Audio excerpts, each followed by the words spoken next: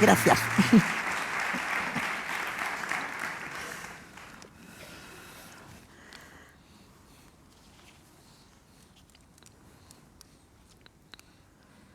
Arratsaldeon, nuestro agradecimiento por la invitación a Javi Bilbao en el 7º Festival Internacional de Literatura y Arte con Humor, a su director y escritor Juan Bas y a todo su equipo.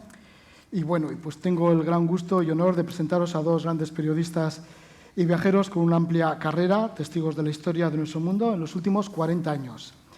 Nos van a comentar algunos de los hechos históricos relevantes que han recogido directamente y nos van a disertar sobre el humor necesario en los viajes difíciles y en situaciones complicadas. Así que tenemos pues a dos históricos periodistas. Así os anuncio a Rosa María Calaf. Rosa María Calaf, que es una cara conocida de televisión española, a finales de la década de 1970 pues fue enviada especial, luego corresponsal de televisión española en Nueva York. Estamos hablando de los años 1983-1987. Luego llegó a Moscú en la época de la Unión Soviética, Buenos Aires, Roma, nuevamente Moscú, pero ya en la época de Yeltsin, Hong Kong, Pekín. En Pekín estuvo del 2007 a 2009, se jubiló justamente este año, aunque sigue muy activa como periodista y como viajera, ya que conoce 183 países oficiales de la ONU y le faltan tan solo 11 para completar la lista, y está en ello. Y bueno, y además luego con su marido José Antonio Rodríguez Moreno, que también fue su director de Informe Semanal, en Portada, etcétera, pues realiza lo que ella denomina viajes salvajes, o sea que también le preguntaremos sobre estos viajes salvajes, ya que José Antonio, pues por ejemplo, ha dado la vuelta al mundo en coche en el 2007, justo cuando cumplió 70 años, y en el camino, en algunos sitios, cuando podía, pues estaba Rosa María Calaf allí, pues también en ruta. Y luego, pues por ejemplo, ha hecho la ruta de Barcelona a Mongolia y de vuelta, y ahora, más recientemente, pues estuvieron durante 4 meses y medio también yendo desde Barcelona hasta Irán, luego pasaron el estrecho de Hormuz en ferry, llegaron a los Emiratos Árabes y regresaron de nuevo. Así que enseguida tiene muchas cosas que contarnos. Y como no, pues Javier Reverte también pues trabajó como corresponsal en Londres, allá por el año 1971-73, París, Lisboa. Fue enviado especial a numerosos países del mundo. Y en los últimos años pues es muy conocido por su colección exitosa de libros de viajes. Diríamos que es un escritor imprescindible dentro de la literatura de viajes contemporánea. Ha pisado los 5 continentes, ha navegado por el Índico, por el Pacífico, ha cruzado el Atlántico en 2 ocasiones, ha costeado el Ártico por el paso del noroeste, ha descendido el Amazonas, parece que también le van mucho los ríos, el Alto Nilo, el Yangtze, ha viajado a bordo de un transbordador por el río Congo, ha remado por el río Yukon, bajado el Mississippi, ha surcado, lagos como el Victoria, el Tanganica, y autor de infinidad de libros de viajes. Ya de África Negra, ya tiene 8 títulos. Pues vamos a hablar con ellos, con Rosa María Calaf y con Javier Reverte, un poquito de las circunstancias en las que se han visto envueltos. Y la primera pregunta, igual es un poco general, es sobre el humor. Si el humor es una herramienta muy útil cuando un viaje se complica. Te haré a ti, Rosa María. Bueno, buenas tardes. La verdad que es un placer estar aquí, pero yo cuando me llamo Juan Bas, y se lo comenté a Roge también, digo, yo no sé qué voy a contar y qué voy a pintar, porque yo no soy nada graciosa, pero en un festival del humor. Lo que pasa es que sí que es verdad que, pues que cuando andas por el mundo y curioseando por aquí y por allá, pues te encuentras mucha gente, y es verdad que hay situaciones que son muchas veces más tragicómicas que otra cosa, ¿no? O sea, porque hay esa dosis de acidez, incluso de tragedia, etc.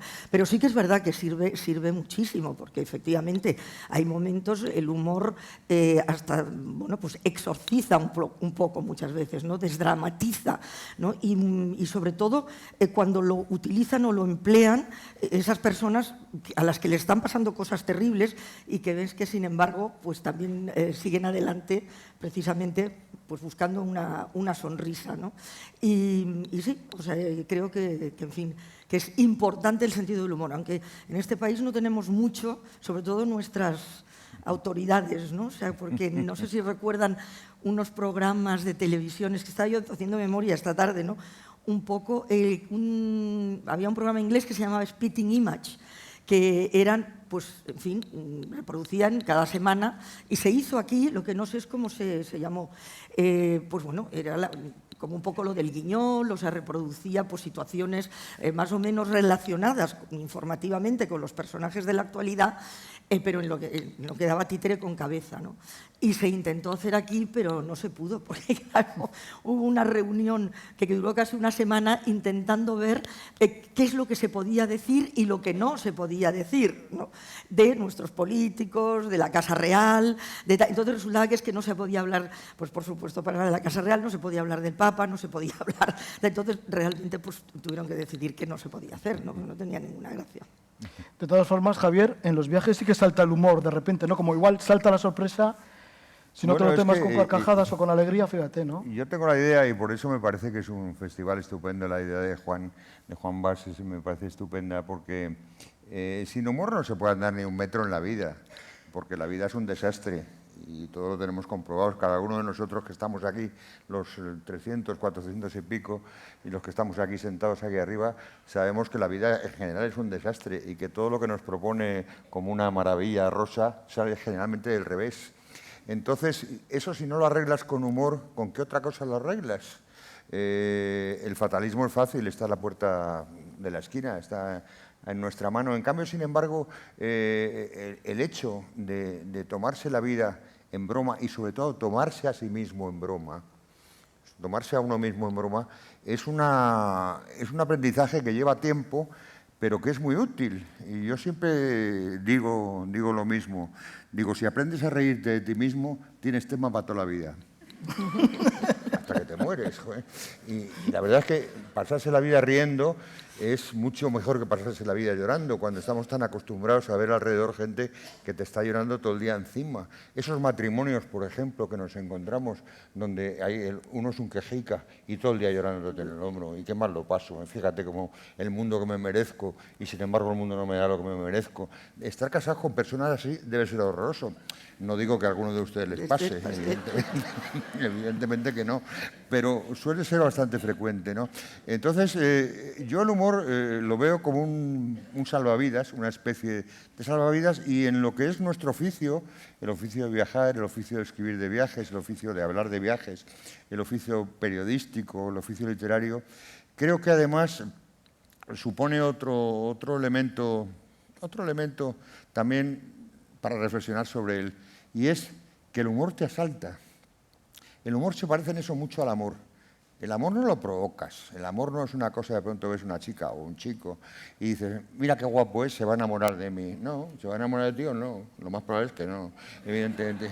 Pero en el asunto del humor es igual, de pronto una situación que te parece que tiene algo de dramático, si le das la vuelta y la miras de otra perspectiva, de pronto se convierte en una cosa hilarante.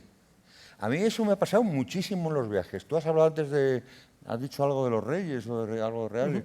Pues, por ejemplo, yo he hecho muchos viajes y también Rosa María los ha hecho con reyes. Los reyes de España hubo un tiempo, en la época del rey cazador este que tenemos, bueno, que es el rey emérito, pues hubo un tiempo en que yo acompañé sus viajes bastante, cuando me tocó como periodista, cuando era periodista. Y recuerdo... Este hombre, aparte de sus muchas cualidades, tenía una que era, los periodistas en general, cuando terminaba un viaje con el rey, nos reunía para tomar una copa.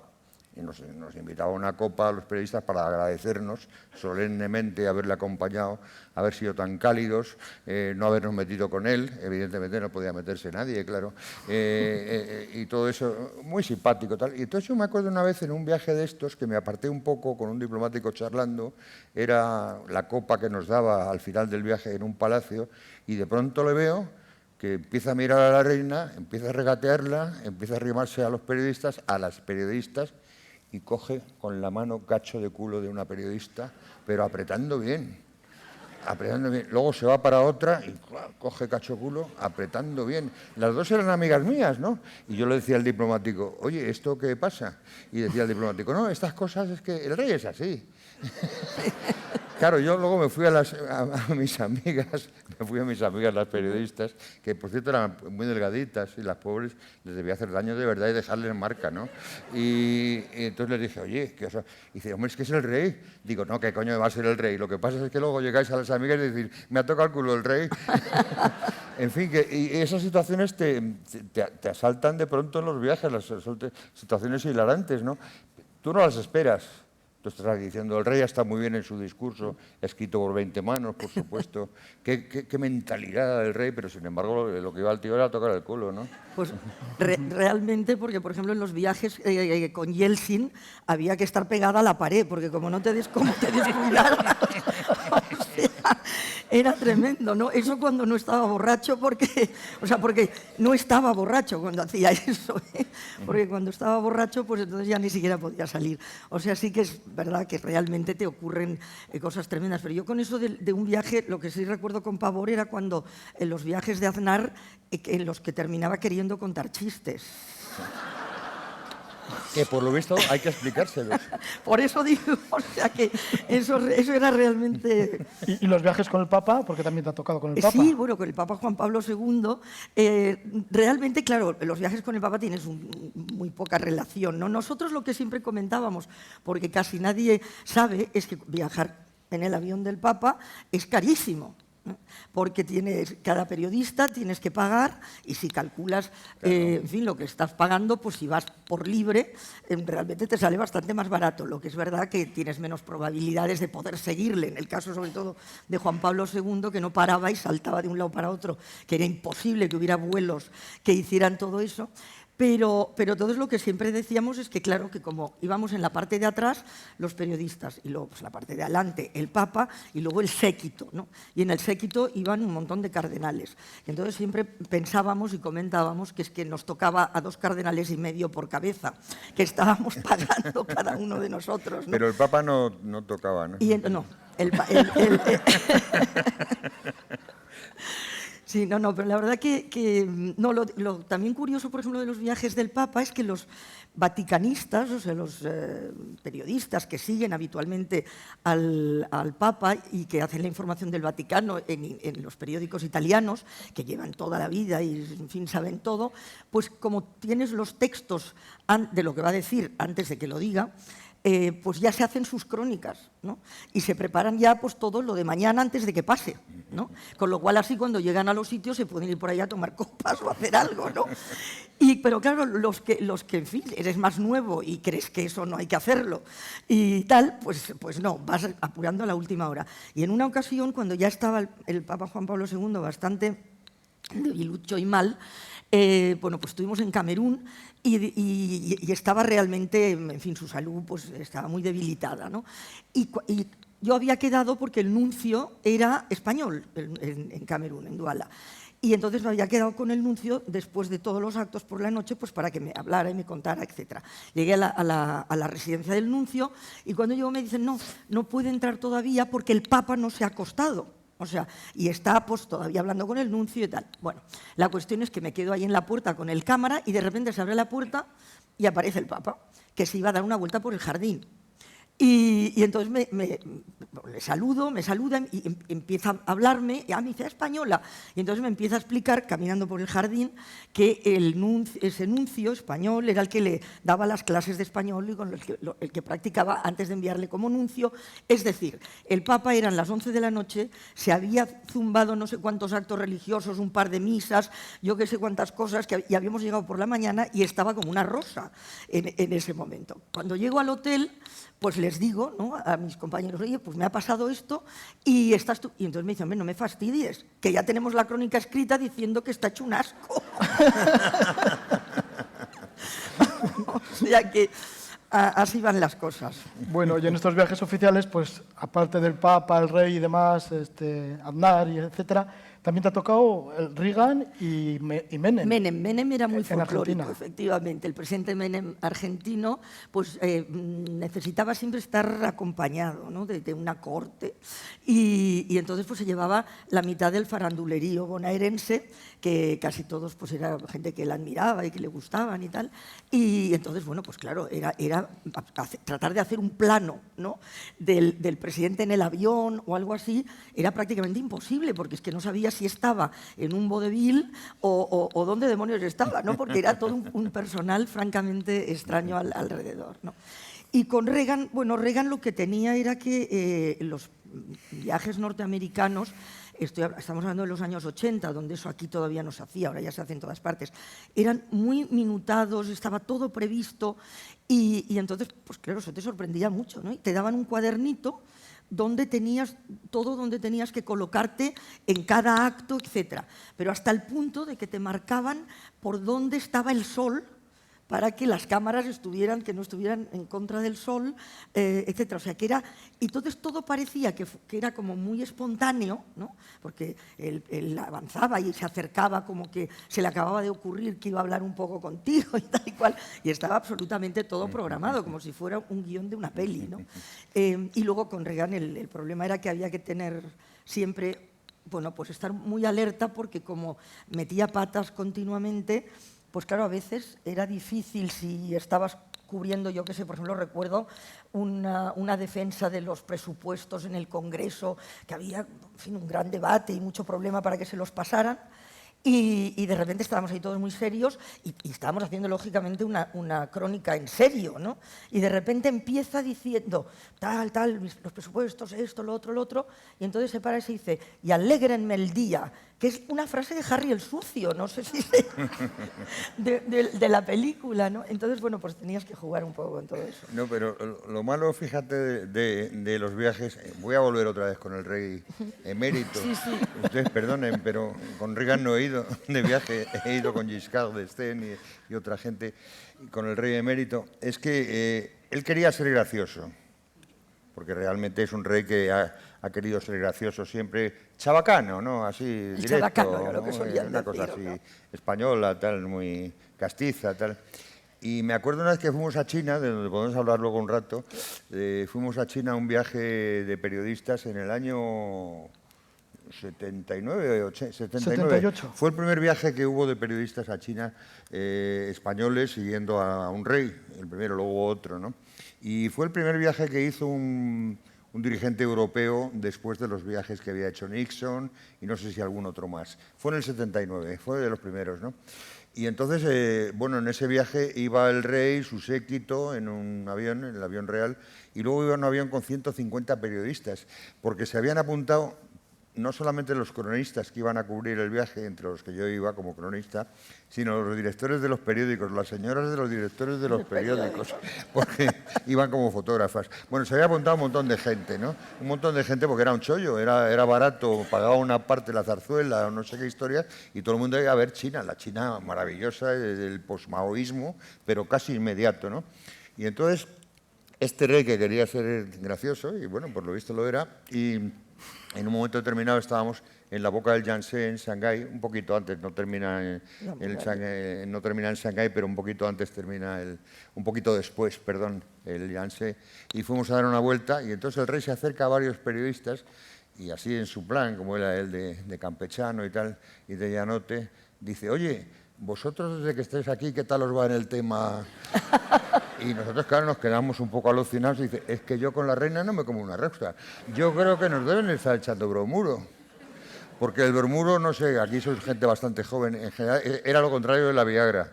O sea, eran dos generaciones. La generación anterior, por lo visto, los españoles necesitamos bromuro para aguantarnos las ganas y ahora necesitamos Viagra para tenerlas, ¿no?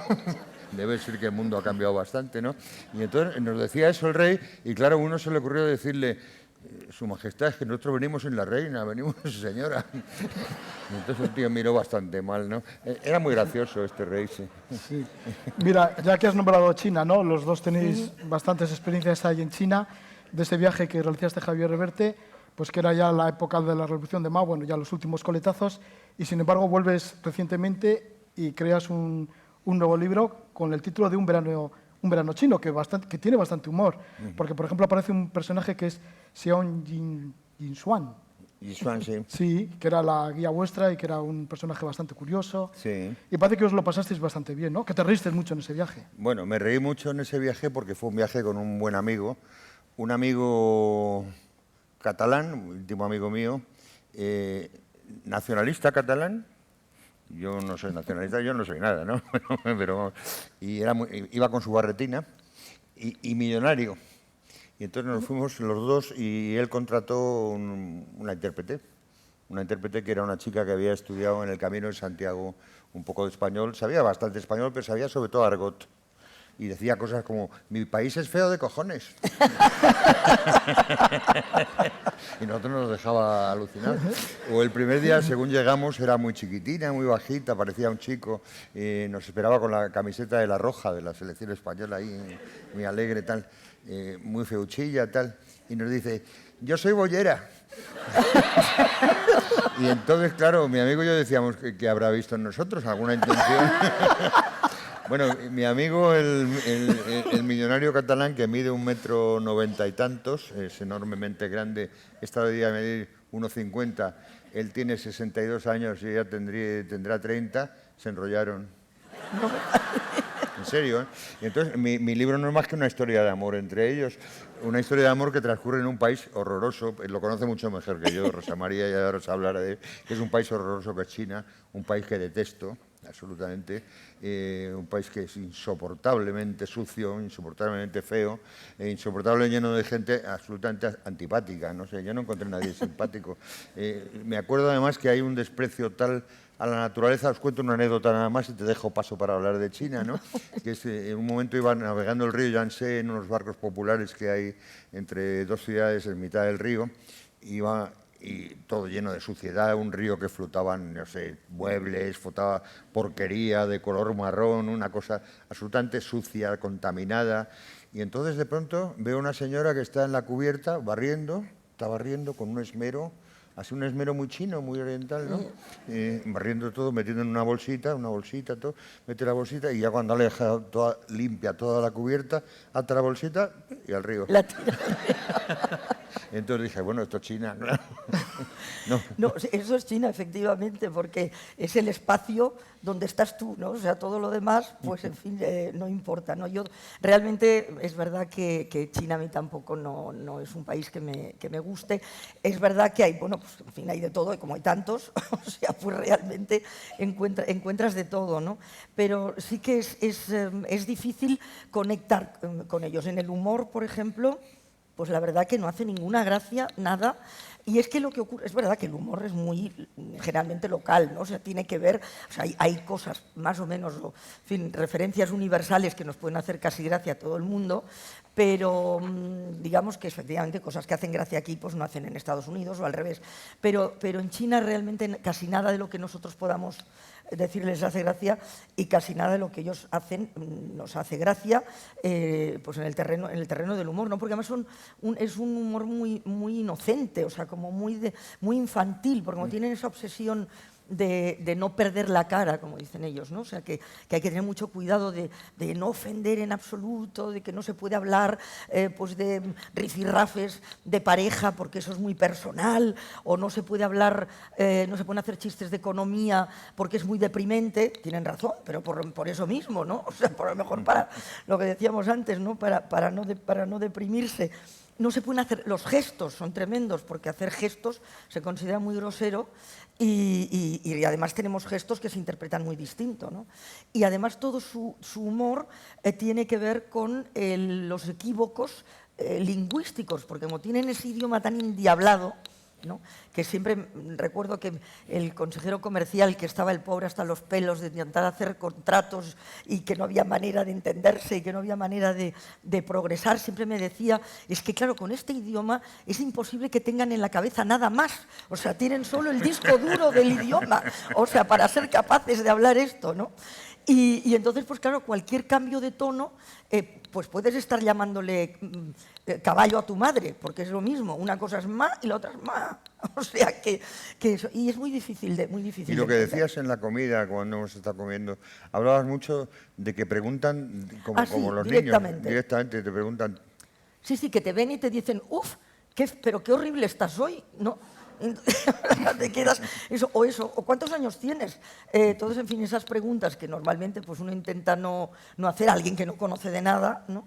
Pues ellos no, ellos son absolutamente directos. A mí me contaron un chiste porque a la chica esta le decía, mi país es feo de cojones, le pregunté, digo, cuéntame un chiste chino. Sí, a ver. Y me contó un chiste chino. No ríais mucho, ¿eh? Os lo voy a contar, sobre todo al final, ¿no? Mandan dos tomates andando. Entonces un tomate corre más que el otro. Y cuando ya va muy deprisa con el tomate, le saca mucha velocidad, le dice el otro, tomate, que vas muy deprisa. Y dice, sí. Y se espera. Siguen andando los dos tomates y el tomate otra vez le adelanta al otro. Y dice el otro, tomate, espera. Y dice, sí, espero. Y espera. Y cuando se ponen uno al lado del otro, dice, ¿te das cuenta que los tomates no sabemos hablar? Ahora podéis reíros. Ese es un chiste chino, en serio, ¿eh? Sí, no me sorprende porque te queda siempre con esa misma esa lo hay con melones, creo. El caso es que, por ejemplo, Rosa María, sí que te gusta mucho ir a Japón. Últimamente vas mucho para allá. Japón sí, pero Japón también, el humor japonés también es muy complicado, ¿eh? O sea, lo que ocurre es que a mí sí me gusta, y a ti, Javier, también, que lo hablábamos, ¿no? Que son países... Japón es un país de los que amas u odias, ¿no?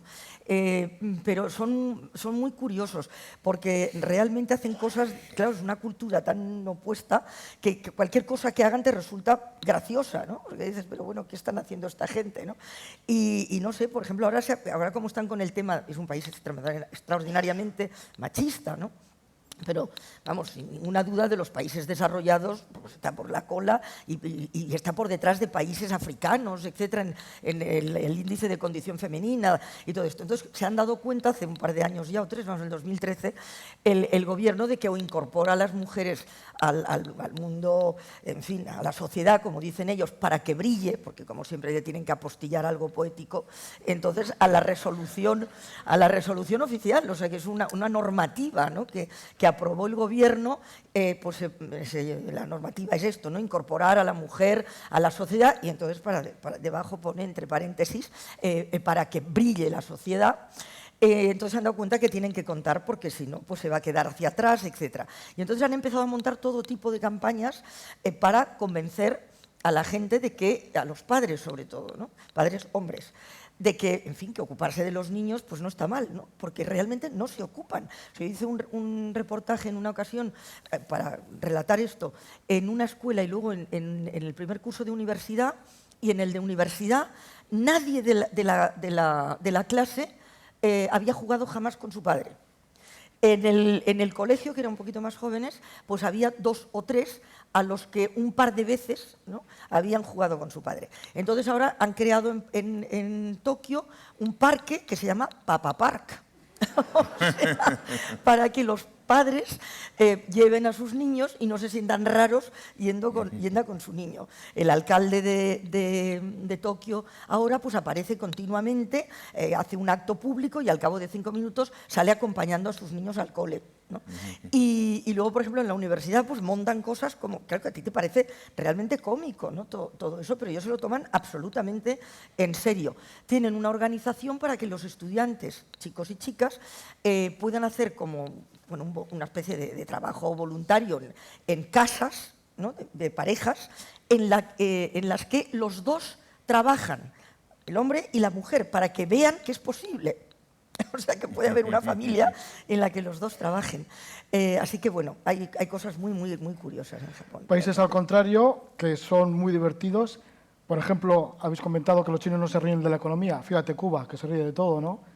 ¿Habéis encontrado algún país así que os hayáis divertido muchísimo desde que habéis llegado? Bueno, en Rusia, que Rusia sorprende, ¿no?, que tengan Rusia. tanto ¿Pero de la época soviética o de la actual? De la época soviética, ¿no? Yo ahora hace tiempo que no he estado, pero en la época soviética, claro, te sorprendía mucho porque, en fin, no te imaginabas nada, ¿no? Los rusos como divertidos y como, sobre todo, con sentido del humor. Pero era un sentido del humor tremendamente ácido, ¿no? Y tremendamente, pues lo que yo he dicho antes del exorcismo y del antidepresivo, ¿no? Porque a través del humor y de sus chistes, etcétera, también yo creo que se ve cómo son los pueblos y los lugares, ¿no? O sea, es muy significativo y muy definitorio. Y entonces ellos contaban todo el rato, pues, no sé, chistes pues, del tipo, no sé si recuerdan aquella avioneta de un chico alemán que llegó hace muchos años, los más jóvenes no se acordarán, porque fue en los 80, que aterrizó en la Plaza Roja, ¿no? O sea, en mitad de la Plaza Roja. Y claro, eso cuando era todavía Unión Soviética. Entonces, bueno, claro, fue un descalabro, ¿no? Pero ¿cómo ha podido llegar este hombre aquí sin que nadie lo parara, que había salido desde los países nórdicos? Y entonces, pues ellos te decían, no, en la Plaza Roja, los que hayan estado en Moscú, pues recordarán que está prohibido fumar, ¿no? Porque por respeto al mausoleo de Lenin, que sigue estando ahí, momificado, ¿no? Y entonces pues te decían, no, es que está prohibido fumar porque es zona de aeropuerto.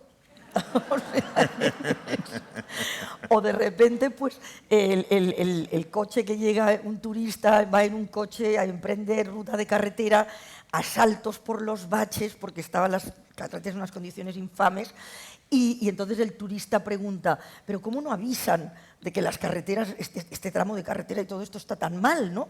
Y entonces el conductor le dice, ¿en su país cómo avisan? Dice, hombre, pues ponen unas banderitas rojas advirtiendo del peligro. Dice, y no la ha visto al entrar, que estaba ondeando en el aeropuerto.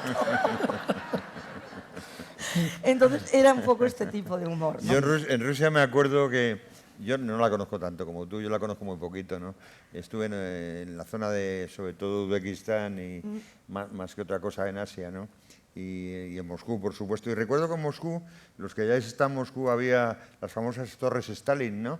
Que era como un remedo de los rascacielos americanos, ¿no? Y eran todas iguales, ¿no? Todas. Todas iguales. ¿Y tenían cuántos pisos? ¿80 o...? Sí, un poquito menos. Y yo recuerdo que habían inventado los ascensores enormes, tal, pero no había desodorantes.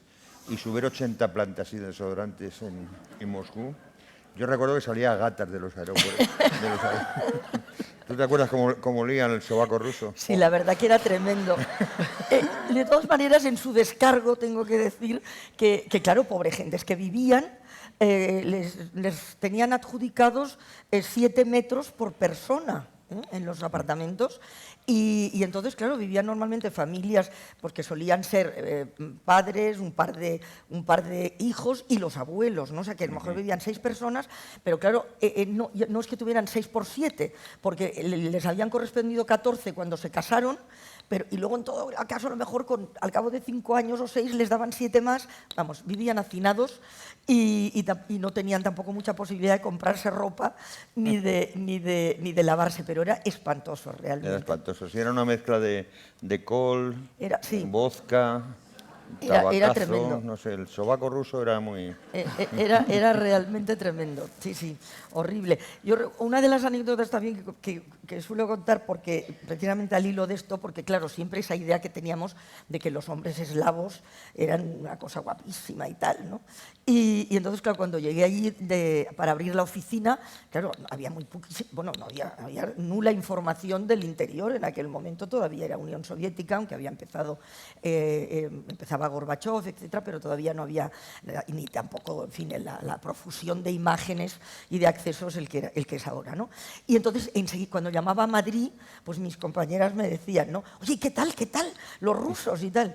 Y entonces, claro, les decía yo siempre eso, decía, hombre, sí, están bien, pero es que necesitan un lavado y un planchado, y es horrible. O sea, un poco en esa línea, ¿no? Sí, bueno, la charla viene con el título Con humor en la maleta, pero ¿con qué humor se sale, por ejemplo, cuando vas de corresponsal a una guerra? Ya esto cambia, ¿no?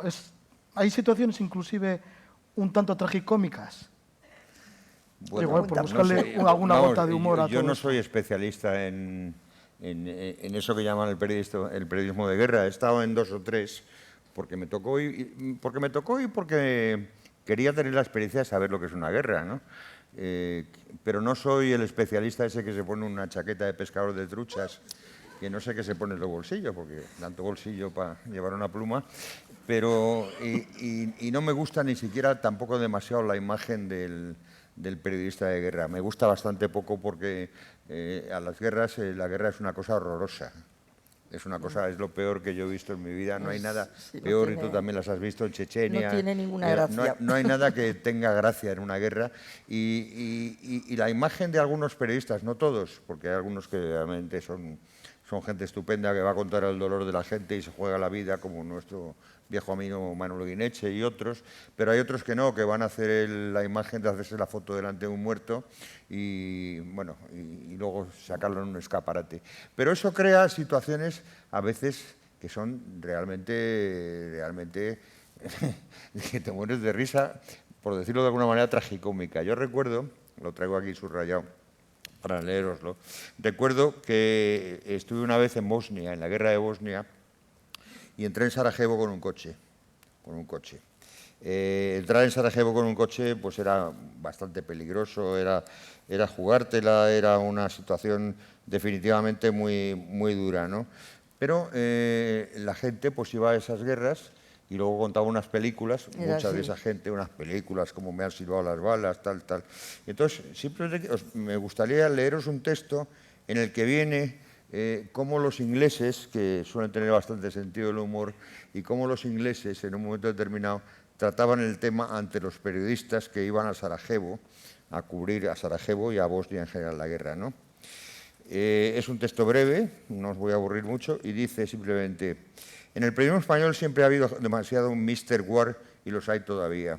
Son una gente extraña, solo conciben la vida en función de la muerte y no creen que la existencia sea posible sin la guerra. Les gusta sonreír como Mel Gibson en El año que vivimos peligrosamente, vestir y peinarse de aventurero y saludarse a palmetazos como los jugadores de baloncesto cuando logran una canasta. ¿Qué es lo que guardan en esa cantidad de bolsillos que llevan en las chaquetas? Me pregunto, siempre que los veo en grupo. Somos tipos duros y curtidos, no lo dudes, muñeco. Parecen decirte con la mirada de quien ha vivido muchas vidas y ha escapado de muchas muertes. Construyen su existencia y su imagen como una suerte de Hemingway of Life, una forma de ser que sin duda el gran escritor norteamericano repudiaría, aunque fuese en cierta manera el inventor del modelo. Han aprendido a interpretar una suerte de función de ese papel. Algunos han muerto, eso es verdad, por querer interpretarlo demasiado bien. Pero por lo general no han mejorado el periodismo, sino que lo han insuflado de vanidad y mala escritura repleta de topicazos. Lo peor de todo es que muchos de los jóvenes estudiantes de las facultades de Ciencias de la Información aspiran a convertirse al finalizar sus estudios en eso que llaman corresponsal de guerra. No saben que lo que les espera a la mayoría es el ridículo o quizá, si se exceden un poco, la muerte. Los profesionales de la guerra en esto, los militares, conocen bien a esta especie de informador disfrazado de Camel Trophy. Recuerdo en Bosnia, las autoridades militares de la Fuerza de Protección de Naciones Unidas, la UNPROFOR, había redactado un curioso manual de consejos para los reporteros de guerra. El primero de todos señalaba que no colocaran nunca su coche al circular por carreteras peligrosas a menos de 50 metros de un vehículo blindado, porque podían quedar literalmente laminados si el coche militar daba marcha atrás de forma súbita. Imaginen lo que es un coche de estos blindados y para de golpe y da marcha atrás, ¿no? El segundo, que condujeran sus automóviles con todas las ventanas abiertas, la radio apagada, los cinturones de seguridad desabrochados, sin zizaguear por la carretera o la pista y no dejando de vigilar los alrededores del camino. Imaginen lo que pasa en las películas, pues esto. El manual añadía como tercer consejo: si disparan desde los flancos, lo mejor es acelerar. Tratar de adivinar las intenciones del hombre que tiene el dedo en el gatillo solo conduce a perder el tiempo. Y concluía: si empiezan los disparos, no es aconsejable cubrirse detrás del vehículo, sobre todo si tienen el tanque lleno de gasolina. Al contrario que en las películas, los coches no detienen las balas. Bueno, pues esto lo leí en Bosnia y realmente cuando oía por las noches a algunos periodistas hablar de cómo estaban haciendo la guerra, pues decía, oye, léelos el manual que han hecho los británicos. No, los tremendo. Coches no detienen las balas. Eso es tremendo. A mí me ocurre lo mismo que a mí me dicen, y me llegan ahora muchas veces, en mesas, etcétera, de corresponsales de guerra, que yo siempre digo, bueno, yo no soy un corresponsal de guerra, no he sido nunca una corresponsal de guerra, soy una corresponsal que me ha tocado cubrir alguna que otra guerra, pues porque lamentablemente en las zonas donde he estado han ocurrido, ¿no? Y esa plaga, efectivamente, de lo que nosotros hacía entre los veteranos, llamábamos, en fin, el reportero, mira, ya viene, el reportero intrépido quinta planta del Corte Inglés, ¿no? O sea, que va y dice que me dé uno de reportero intrépido, ¿no? Entonces eso es tremendo, pero hay una presión por parte de las empresas mediáticas, y ahora aquí no estamos en un debate de periodismo, por lo tanto no me voy a alargar, porque como es un tema que me pone muy furiosa, podría alargarme, pero en donde siempre comentamos eso, ¿no? La falta de ética porque la empresa periodística quiere esa estética cinematográfica, ¿no? del reportero, o sea, del que se ponga el casco, el chaleco cuando no es necesario, de la reportera cuando está en un país islámico, el velo, que de repente ves que lo llevan como si fuera la ópera, o que de repente pues que detrás no hay nadie, porque normalmente cuando haces un directo lo haces desde el tejado del hotel, porque es donde está el operativo de Eurovisión, ¿no? Entonces ahí que necesitáis de ponerse nada, ¿no? Es cierto que en algunos casos sí, pero siempre que uno se pone máscara o que se pone la mascarilla, por ejemplo, en una alerta sanitaria, todo esto hay que explicar por qué se lleva, ¿no? Y tiene que estar perfectamente justificado, porque si no, pues se está mintiendo y es una falta ética. Pero, sin ninguna duda, pues ahora se tiende y se presiona para que se haga eso, ¿no?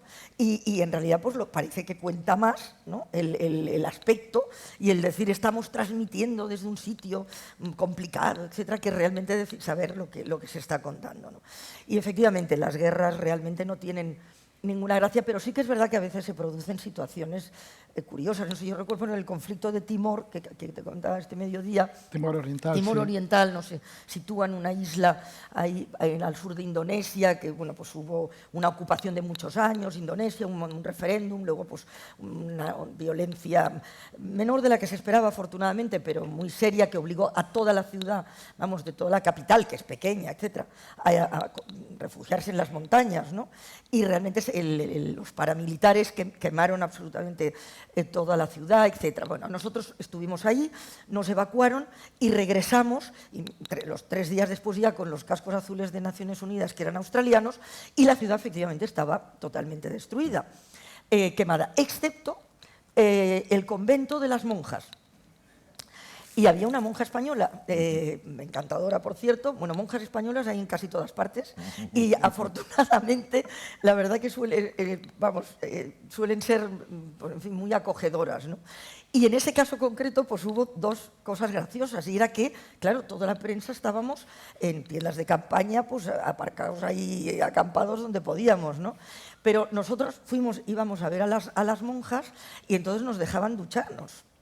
Y claro, estaba todo el mundo intrigadísimo de nuestros colegas de cómo estábamos tan rozagantes y tan limpios y tan estupendos el equipo, nosotros 3, los de Televisión Española, porque nadie podía lavarse, o sea, claro, no había agua por ninguna parte y estaba todo fatal, ¿no? Y entonces, claro, nosotros no decíamos nada porque si entonces los demás hubieran ido, pues, en fin, las monjas pobres hubieran tenido que acogerles, no les podían decir que no, ¿no? Pero lo tremendo en esas circunstancias era pues ir al baño, que es lo que pasa siempre cuando está todo destruido, también en una catástrofe, ¿no? Porque claro, no hay baños. Y entonces tú dices, bueno, pero es que tampoco hay nadie, ¿no? Bueno, en esa situación estábamos los periodistas y tal, y cada uno te buscabas tu rincón y te ibas por ahí. Y normalmente esperabas a que fuera ya de noche prácticamente, ¿no? Y te ibas con tu linterna a buscar un rincón ahí en mitad de alguna ruina y tal, hasta que nos dimos cuenta de que, claro, los cascos azules de Australia llevaban visión nocturna. Así que tuvimos que hacer como una especie de comandos, como con en fin, los sacos de dormir que llevábamos y tal, para hacer así como parapetos, ¿no? Y luego en el tema de las monjas, por eso digo que sí que hay veces que hay cosas que, bueno, pues que son tremendas, pero que provocan la sonrisa. Toda la ciudad, como les digo, había huido. Una parte de la gente se refugió con las monjas, entre ellas el padre del líder guerrillero de Xanana Gusmao, etc. Llegaron esos grupos de indonesios, etcétera, que habían estado paramilitares, que habían vivido en esa isla durante años, ¿no? Y que no querían que se fuera independiente, y llegaron al convento. Y entonces, bueno, para empezar, no lo quemaron, porque todo el mundo decía, pero ¿cómo es posible que eso no lo hayan quemado? No lo habían quemado porque cuando eran pequeños, eran musulmanes ellos, pero de todas maneras, pues iban a donde las monjas y las monjas les daban chocolate. Y entonces eso hizo que fuera el único edificio que se mantuvo. Pero llegaron un día y dijeron, creemos que tenéis gente aquí y tal. Y entonces las monjas les dijeron, bueno, hombre, sí, pero son los que trabajaban en la iglesia, que estaban con nosotros en el convento, etcétera, y los tenemos aquí y tal. Pero es que creemos que puede haber, bla, bla, bla. Y entonces ellas ya no sabían qué hacer para que no entrara. Y tenemos que entrar. Y entonces se pone la monja española, que era realmente genial, se pone así parada y les dice, pues no podéis entrar porque acabamos de fregar. Y no entraron. No entraron. Hay una historia, me he acordado ahora que hablas de... Hay una historia muy famosa de los años 60, y luego contaré una cosa de vuestro paisano, de Manu Leguineche, mi hermano, vamos, era mi hermano, ¿no? En los años 60, en los años de la independencia del Congo, hubo un ataque de un grupo de rebeldes. Y tú lo pasaste muy mal en el Congo. En el siglo pasado, en el río Congo en concreto también. Y tomaron un convento de monjas y por lo visto violaron a unas cuantas, hubo algún follón de monjas españolas, ¿no? Y llegó un periodista americano y entró diciendo, por favor, ¿hay alguna monja que haya sido violada y hable inglés? Es una anécdota bastante famosa, un poco tétrica. Pero, bueno, no, pero... eso también es lo que decíamos, ¿no? De cómo muchas veces la prensa, pues en fin, los periodistas no se comportan como deberían. Y me acordaba de Manu en la guerra de Bosnia, él y yo fuimos juntos a Bosnia un par de veces, ¿no? En ese momento, yo son mis únicas experiencias, y él era un corresponsal de guerra, era el fundador de la tribu.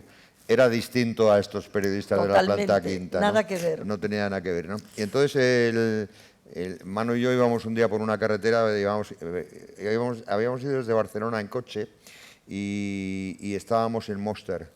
Y yendo por una carretera buscando dónde hacer fotos, dónde hacer algunas entrevistas, tal, vimos un tipo vestido de soldado, con uniforme de soldado, pero sin armas, que llevaba una bolsa de patatas que podía ser tan grande como él, como de 20, 30 o 40, no, 50 kilos.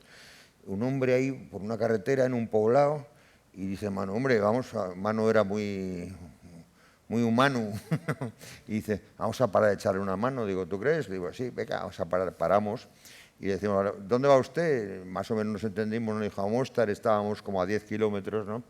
Y bueno, pues le subimos las patatas entre los tres, subimos, sube al coche, se sube y según arrancamos, empieza a oler el bosnio de los cojones. Joder, cómo olía el bosnio. Olía peor que los ascensores rusos.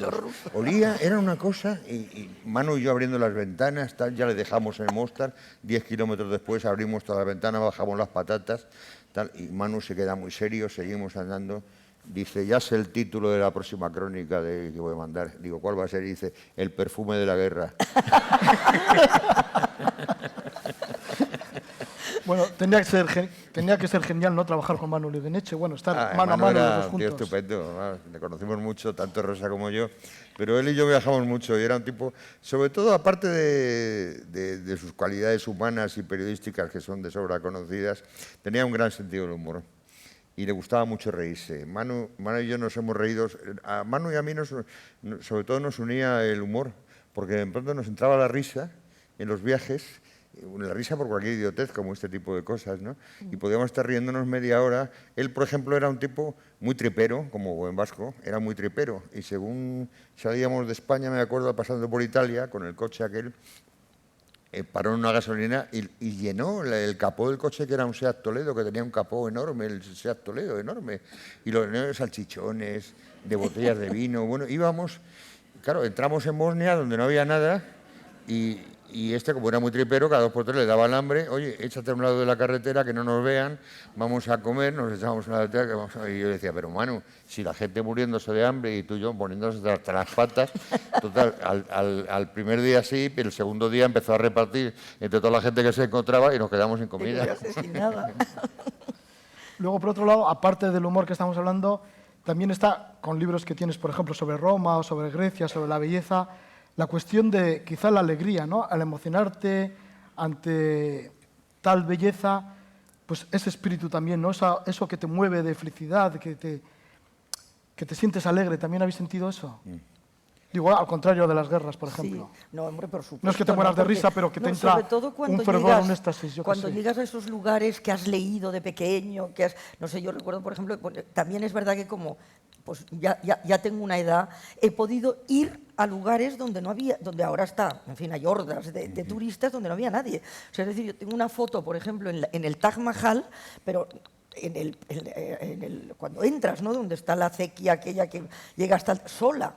O sea, sin nadie en todo el Taj Mahal. O sea, que hay que... Claro, son los años, pues cuando fui con mis padres, o sea, que madre mía, pues los años, yo qué sé, 60, ¿no? Sí, 60. O sea, que eso realmente, claro, te produce, en fin, una alegría enorme cuando llegas a un lugar que estabas soñando con él, ¿no? A veces, pues la entrada de Petra, por ejemplo, ¿no? El corredor ese de la entrada de Petra que no ves, que es muy estrecho, realmente angosto, ¿no? Ese desfiladero, y que cuando ya sales del desfiladero, pues te encuentras esa fachada maravillosa de 1000 colores y tal. Pues también cuando estuve allí no había nada, había un pequeño hotelito, no se pagaba, no había nadie, ibas a entrar, o sea, nada. Claro, eso te produce realmente un...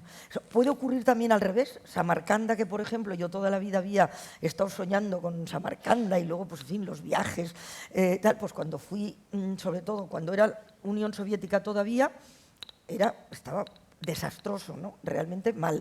Y ahora que está restaurado, bueno, pues es Disney World. O sea que, en fin, un poco de todo. Pero sí, a mí me gusta. Yo le recuerdo alguna de las novelas de Javier Reverte sobre África, que ya solo el caminar por la sabana te emociona muchísimo. No, sientes unas sensaciones diferentes, ¿no? ¿Sabes lo que pasa? Tienes razón, Rosa María. El mundo ha cambiado mucho. Yo no sé si hacia bien o hacia mal, pero yo lo que pasa es que siempre pienso que la vida es un regalo. Fíjate de dónde venimos, un cromosoma que casualmente da con no sé qué, y de ahí sale una persona que se llama Rosa, o se llama Javier, o se llama Roger. Bueno, pues es un milagro y es un privilegio. O sea, yo la vida la veo siempre como un enorme privilegio. Una casualidad que me ha caído a mí la suerte de poder, los años que sean, que son muy poquitos, porque la realidad es que esto dura poco, dura poco para lo que tenía que durar, porque la verdad es que es tan divertido vivir que uno incluso no se hace la idea de que yo muchas mañanas me levanto y digo, ay, si voy a ser viejo, y soy viejo ya, digo, si voy a ser viejo, y digo, pero esto no puede ser, no es posible, ¿no? Voy a dormirme otra vez. Intento. Entonces, no, la vida es un privilegio enorme y sobre todo, a ver, nos hemos dado cuenta, yo creo que ha habido un salto terrible en la vida en estos últimos años. La vida de ahora no se parece nada a la de hace 5 y la de hace 5 no se parece nada a la de hace 10. Somos de una generación, por lo menos la de Rosa y la mía, una generación que ha vivido 80 generaciones de saltos en el tiempo, de saltos en la calidad, en la calidad, en la cualidad y en la forma de ser de la vida. Hemos vivido... Mi abuela no sabía manejar el teléfono, por ejemplo, ¿no? Imagínate ahora a mi nieto, y si no tengo internet es que soy idiota. Quiero decir que hay, por poner esos dos ejemplos, pero hay muchos más ejemplos posibles que echar a la mano las relaciones humanas, las formas de vivir, las formas de ser, las formas de mirarse, las formas de entenderse. Estamos en un tipo de vida que corre tan deprisa que a mí me falta tiempo para cogerla y sin embargo tengo ganas de cogerla. Y lo que tú contabas del Taj Mahal, a mí me pasó en un sitio que conoces muy bien, en Roma. Yo en Roma estuve la primera vez en el año 72. Tengo fotos que estoy solo en el Foro Romano. Estoy solo en el Foro Romano en el que no hay ni vallas. No sé si conocéis el Foro Romano. No hay ni vallas, estoy caminando solo por la mañana. Y he cogido de un laurel y me he puesto una hoja de laurel como si fuera un emperador, tal, haciendo los gilipollas. Y me la ha hecho mi mujer, que en ese momento estábamos recién casados. Y bueno, y no hay nadie alrededor. Y de pronto ahora vas a los Foros Romanos y no puedes entrar. Sí. No puedes entrar en el Coliseo. Y en el Coliseo entrabas... Nada, y no había nadie, y te hacías fotos. Pero eso hace nada, anteayer. Y el contacto con la gente, claro, era mucho más fácil, porque realmente es un poco lo que pasa ahora en Irán, ¿no? Que viajar por Irán es una auténtica delicia en este momento, pues porque hay tan poco turismo que están ávidos, ¿no? De tener un contacto con alguien exterior, son tremendamente hospitalarios y entonces, bueno, pues no han sido maleados, ¿no? por en fin, las hordas, ¿no? del turista, ¿no? Del viajero, ¿no? Y entonces eso, claro, ahora ha cambiado eso totalmente, ¿no? O sea, que ya no... No tenemos mucho tiempo, pero mira, ya que has nombrado Irán y que eres periodista, que eres mujer, ¿cómo te han tratado en Irán las autoridades? Porque llegaba a entrevistar a grandes personajes. Efectivamente, bueno, el tema de mujer también, el tema pues, de todo, de las guerras, de todo eso, siempre tienes una serie de limitaciones, pero por el tema de cómo te tienes que vestir, de que hay sitios que no puedes ir sola, de que hay gente que no quiere hablar contigo porque eres una mujer, vamos, en fin, hombres que no quieren hablar contigo. Pero yo creo que, vamos, siempre he dicho lo mismo. Pero en Irán no pasa esto, ¿no? Pero no me cambiaría porque tengo acceso al mundo de las mujeres, ¿no? Con lo cual me entero realmente de lo que pasa, porque donde se construye la comunidad es en el vivir cada día, ¿no? Y el vivir cada día, pues quienes lo sostienen son las mujeres. Y en Irán hay una gran diferencia de cuando estuve, por ejemplo, en la época de Khomeini, cuando llevaba Khomeini un año, en el que, bueno, ahí nos pasó, cuando decías esto de la comida, ahí nos pasó por el Ramadán, porque nos pilló el Ramadán justo cuando fuimos y además en verano, agosto, un calor que te morías, y entonces estaba absolutamente, pero prohibidísimo, aunque fueras extranjero, comer, por supuesto, y beber. O sea, que era horrible, porque entonces llevábamos escondida la comida, las latas de atún en los bolsillos. ¿Y de caviar? O sea, porque claro, yo tenía que ir además, entonces con el echador, con el negro o con manga, que mis compañeros me llamaban Doña Rogelia, o sea, porque tenía exactamente la misma pinta, ¿no? Con el pañuelo. Y entonces para comer esto teníamos que estirarnos en el coche, en el suelo del coche, para poder comer un poco o beber un poco de agua, ¿no? Y luego, por ejemplo, pues bueno, las entrevistas, conseguimos entrevistar al que era la mano derecha entonces de Khomeini, que después fue el presidente del Parlamento y después ha sido, bueno, Rafsanjani, primer ministro, gracias a que el embajador de España está en muy buena relación con ellos, porque no sé si los mayores recordarán que no sé por qué, pero todos los iraníes, los árabes, venían a operarse a Barraquer. Y no sé, ya digo, estaban todos medio ciegos porque venían todos. Y entonces tenía una relación muy buena con la embajada y nos consiguió esa entrevista. Pero a cambio de, por supuesto, y con el compromiso, de que yo no podía nunca mirarle a la cara. O sea, es decir, yo estaba aquí, él aquí, el traductor allí, entonces yo hablaba con el traductor hablaba con él hablaba con el traductor hablaba conmigo, ¿no? Y bueno, luego con un ayatollah en la ciudad de Qom y tal, pues también la cosa era que ahí podía más o menos hablar con él, pero tenía que estar a una distancia de 5, 6 pasos, ¿no? Y entonces jugábamos con el realizador y el cámara a que nos enseñó una biblioteca, por cierto, maravillosa, con unos incunables increíbles, etc. Y tenía pues las típicas estanterías así como pasillos, y entonces ya estábamos rodando y ya no estábamos hablando, él estaba por allí, y entonces el cámara se colocaba en una punta de la fila, entonces el ayatollah ese estaba ahí, y entonces yo salía, no era ayatollah, era un mula, o sea, era un poco inferior en categoría, y entonces yo le salía de repente, o sea, como despistada así, pero a menos de 5 pasos. Y entonces el mula daba 50 saltos hacia atrás, ¿no? Para no estar... Y claro, entonces estábamos rodando eso. En fin, es la dosis de humor. Ahora eso ha cambiado bastante, pero bueno, el problema de Irán es que ha cambiado, digamos, que ahora, pues, en fin, el pañuelo puedes ponértelo como quieras, ellas también, encuentras mujeres solas, con pantalón y con blusa, etcétera, pero como ellas te dicen, la legislación no. Con lo cual no saben muy bien si puedes en cualquier momento, en fin, haber una vuelta atrás. Javier, tu última actualidad es que has estado en Nueva York. Pronto habremos publicado un libro sobre Nueva York. Bueno, he estado viviendo en Nueva York. Has estado viviendo en Nueva York, sí. No, eso es una asignatura pendiente. Yo siempre, cuando fui corresponsal en el extranjero, estuve a punto de ser corresponsal en Nueva York como 4 veces, y las 4 falló por distintas circunstancias, ¿no? Entonces, yo tenía una asignatura, conocía la ciudad, por supuesto, había ido varias veces, pero tenía la asignatura pendiente de vivir en Nueva York, y entonces me dieron un premio literario con bastante pela, y pensé hace unos años, nada, 4 o 5, y pensé, bueno, ¿en qué me lo gasto? Si yo tengo mi casa, mis hijos trabajan más o menos, se arreglan la vida como pueden, como los chicos de ahora, ¿no? Los trajes es que no me gustan en general, ¿no? Yo he conseguido en la vida no llevar corbata, después de grandes esfuerzos luchando contra la corbata. Los coches me dan igual, porque una vez me compré un coche precioso y pensando que me iban a mirar más las chicas, y me miraban los chicos, porque a las chicas no les gustan los coches, les gustan los chicos. Entonces, total que al final dije, pues ese dinero que me han dado, que era bastante, ¿en qué me lo gasto? Digo, pues me voy a Nueva York. Y me fui a vivir a Nueva York, me alquilé un piso en Manhattan, pues unos meses, me lo pagué yo entero, dedicado simplemente a escribir sobre Nueva York y a ver Nueva York.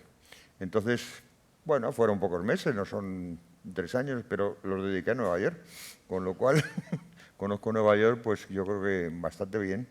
¿Te lo has pasado bien en Nueva York? ¿Te has reído? Y ahora saco un libro sobre Nueva York. Eso es. ¿Y es para reírse en Nueva York? Las Hombre, circunstancias no que es te vas para reírse, encontrando. a mí me parece una ciudad maravillosa, es para disfrutar y te ríes también mucho. ¿Cómo te hace reír? Si te ríes en todo, si reírse no es una posición ante las cosas, es una manera de sentarse ante la vida. Decía Rabelais, reír es lo propio del hombre. Lo propio del hombre es reír. No sé si los otros animales que se ríen, no lo sé, pero quizá los monos, ¿no? Puede, no tengo sí. mucha idea, pero no sé si está estudiado, ¿no? Seguro que sí. Seguro que hay una tesis en alguna Pero universidad americana. reír es lo propio del hombre. Pero sí, no, eso sí. Eso Lo sin decía duda. Rabelais. Eso es bueno. Y ya para terminar, como te faltan pocos países para completar, todos los países oficiales de la ONU, supongo que te toca alguno de estos. Sí, no, estoy ahora, recientemente. bueno, ahora me voy a ir a Etiopía, Djibouti, pero me faltan algunos muy complicados. Es el Cuerno de África, que se me ha quedado ahí colgado y que no sé cómo lo voy a hacer porque la cosa está compleja ahí, ¿no?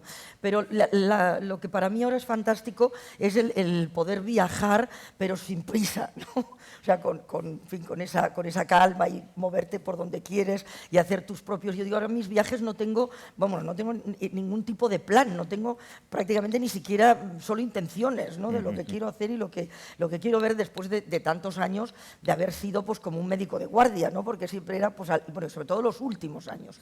O sea, antes no se trabajaba así.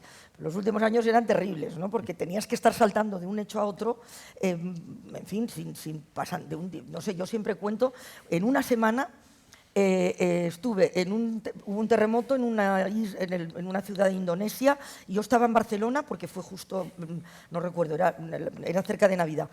Y entonces me llamaron, oye, que ha habido un terremoto y tal, había sido después del tsunami ese del 2004, y bueno, total, que bueno, pues me voy para allá corriendo, ¿no? Y entonces yo ya llamé inmediatamente a mi secretaria para encontrarme con el equipo en el aeropuerto de la capital, ¿no? de Yakarta, y entonces, claro, le dije por teléfono ante gente que tenía ahí amigos, les dije, oye, pues que vengan y sobre todo vete a casa y dales mi maleta de terremoto.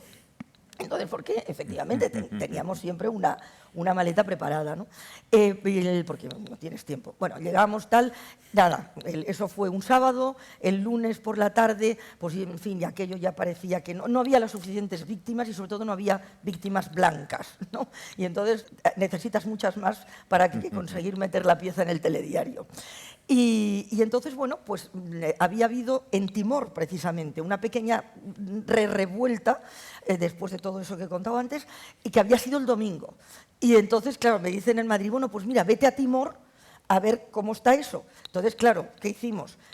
Ir hacia el aeropuerto y decirle a la secretaria que se viniera ella con la maleta de conflicto y de porque claro, entonces necesitas casco, chaleco, en fin, todo lo que no llevas en el terremoto, ¿no? Y cuando llegamos a Timor fue pues martes, miércoles, jueves, y el jueves por la tarde ya también se había aquello medio calmado y ya, bueno, pues nada, no, vete ya que ya está.